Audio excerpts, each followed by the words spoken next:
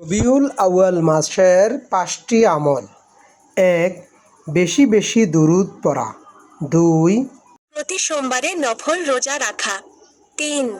দরিদ্র ও অনাহারীকে খাওয়ানো। ৪. অসুস্থদের চিকিৎসার ব্যবস্থা করা। ৫. তাহাজ্জুদ নামাজে যত্নবান হওয়া। ১. বেশি বেশি দরুদ পড়া। মহানবীকে ভালোবাসার সবচেয়ে বড় মাধ্যম হলো তার প্রতি বেশি বেশি দরুদ পড়া। কোরআনে বলা হয়েছে, নিশ্চয়ই আল্লাহ ও তার ফেরেশতারা নবীর ওপর দরুদ পেশ করেন। হে ঈমানদারগণ, তোমরাও তার ওপর দরুদ পাঠ করো এবং তার প্রতি সালাম পেশ করো। সূরা আহজাব, আয়াত ৫৬। ২. প্রতি সোমবারে নফল রোজা রাখা। আয়েশা রা থেকে বর্ণিত হাদিসে জানা যায়, নবীজি প্রতি সপ্তাহের সোম ও বৃহস্পতিবার নফল রোজা পালনে বিশেষ যত্নবান হতেন। সুনানে তিরমিজি, হাদিস ৭৪৫।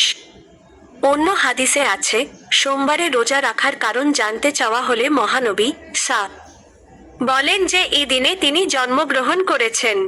তাই রবিউল আউয়াল মাসে সুন্নাহ অনুসরণে সোমবারে নফল রোজা রাখা সুন্নত পালনের এক অনন্য মাধ্যম হতে পারে। ৩. দরিদ্র ও অনাহারীকে খাওয়ানো। নিজের অর্জিত ধনসম্পদ থেকে সমাজের দরিদ্র ও অনাহারী মানুষের মুখে অন্ন তুলে দেওয়া নবীজির সুমহান আদর্শ। মহানবী সা করেছেন, দান গুনাহকে এমনভাবে নিঃশেষ করে দেয়, যেমন পানি আগুনকে নিভিয়ে দেয়। সুনানে তিরমিজি, হাদিস ২৬১৬। ৪. অসুস্থদের চিকিৎসার ব্যবস্থা করা। পরোপকার ও নিঃস্ব মানুষের পাশে দাঁড়ানো মহানবী সা এর জীবনের অন্যতম মূল স্তম্ভ ছিল।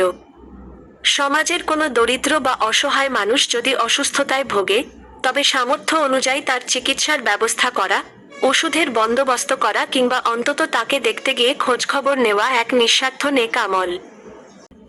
৫. তাহাজ্জুদ নামাজে যত্নবান হওয়া। তাহাজ্জুদ নামাজ আদায় করা শুধু প্রিয় নবীজির অন্যতম গুরুত্বপূর্ণ সুন্নাহ।